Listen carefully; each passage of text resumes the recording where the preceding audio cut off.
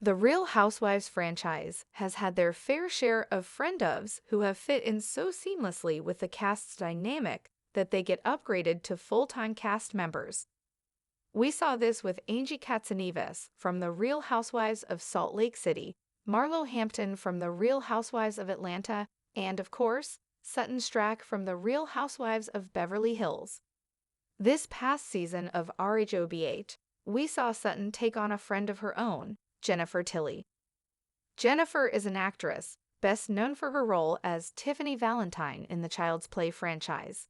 She was married to Sam Simon, the co-developer of the hit sitcom series The Simpsons. Jennifer has delivered an energy unlike anything we've ever seen before on RHOBH.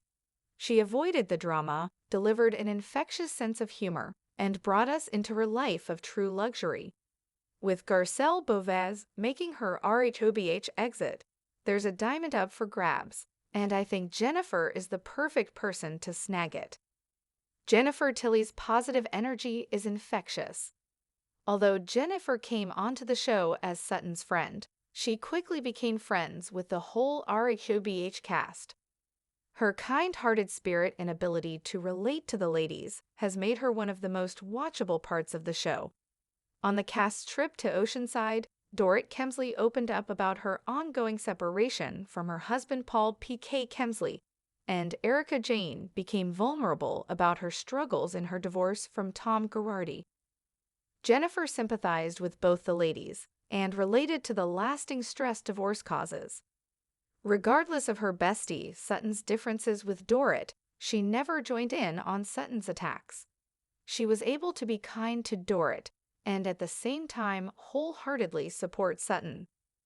Jennifer never got involved in any of the drama and instead simply watched from the sidelines. She was able to put preconceived notions aside and have a good time with all the ladies. Her positive and uplifting energy is infectious. Whenever I see her on screen, I laugh with her. I want to see more women like Jennifer on Real Housewives. Jennifer Tilly's sense of humor is unmatched. If Jennifer's kind-hearted spirit wasn't enough to win you over, her sense of humor sure is. A housewife has never made me laugh more than Jennifer. Her humor really tends to shine in her confessionals.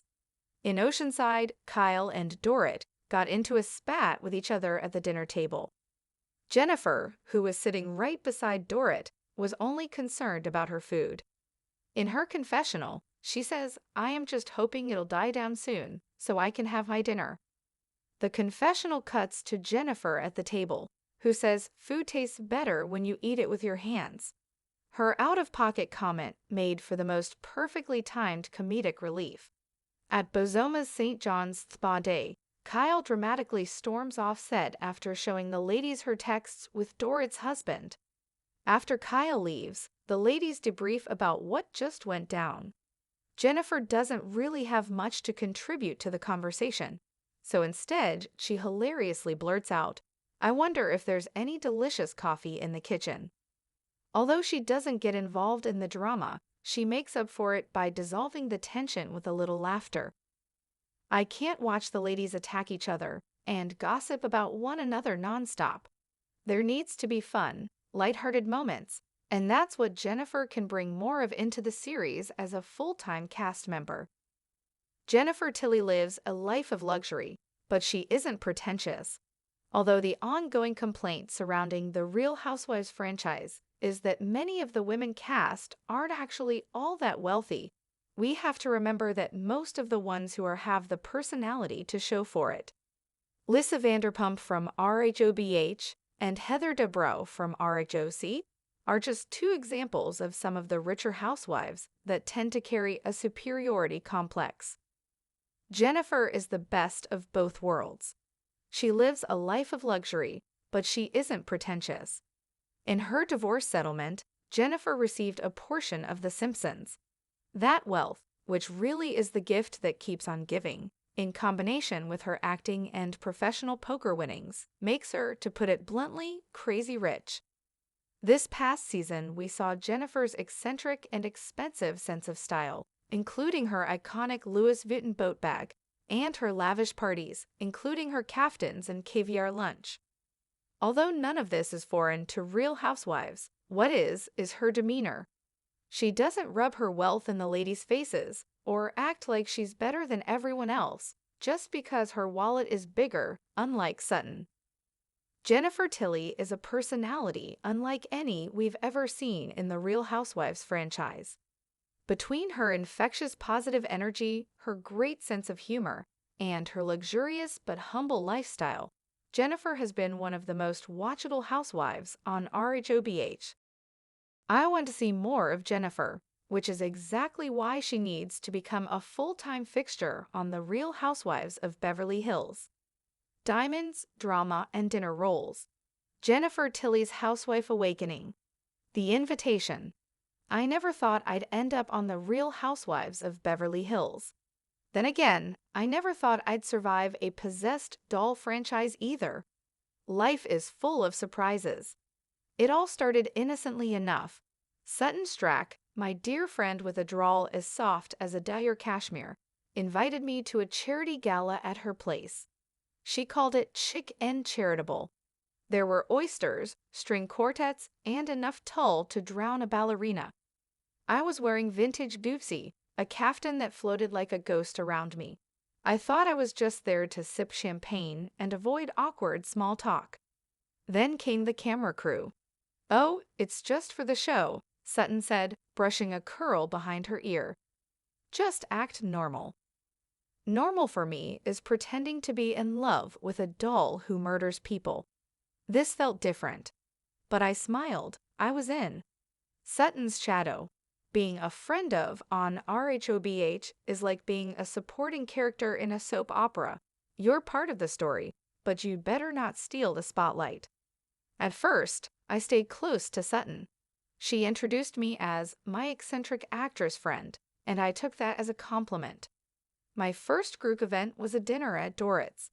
I remember walking in, the smell of truffle oil greeting me at the door.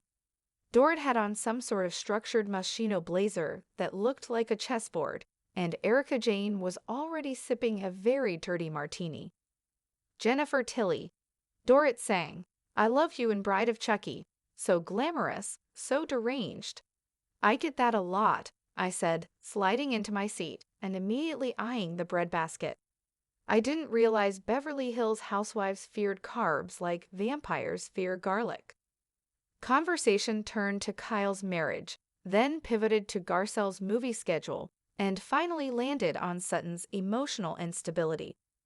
I sat quietly buttering a roll, wondering if they knew I could cry on cue. Instead of diving into the drama, I made an offhand comment. "Well, as long as the souffle rises, who cares?" They laughed. I laughed. I didn't realize until later how rare that was around this table. The confessionals. My first confessional was set in a fake living room somewhere in Studio City. They gave me a throne-like chair, lit me like a goddess, and said, "Talk." So I did. When Kyle and Dorrit fight, it's like watching two very glamorous cats hissing over a spilled martini, I mused. Honestly, I was more worried about whether the salmon would come out dry. Apparently, that was the moment. Twitter lit up, memes were made, and somewhere, Andy Cohen smiled. Oceanside drama and dessert. The cast trip to Oceanside was where things really changed. We were staying at a massive beachfront mansion that looked like an Architectural Digest cover exploded. Marble floors, gold fixtures, a fridge that could probably text you if you left it open too long. The first night, Dorrit and Erica ended up crying into their wine glasses, separately, of course. Divorce is a raw thing. I know, I've been through it. Twice, once with love, once with a contract and a fleet of lawyers. I still dream about it, Dorrit said quietly, wiping tears. The house, the kids, I feel like I failed. You didn't fail, I told her, my voice soft. You just transitioned. It's not the same thing. Erica was nearby, eavesdropping. I saw the way she looked at me. Not with competition, but with recognition. Later that night, Sutton cornered me. "You're being awfully chummy with Dorrit. She's sad." She's always sad when cameras are rolling. I gave her a look. And you're always anxious, but I still love you. Sutton sighed. We both sipped rosé and said nothing. That's the thing with real friends. You can disagree and still share dessert. Chi Spa Day of Doom. Bozoma St. John hosted a spa day that was meant to be healing.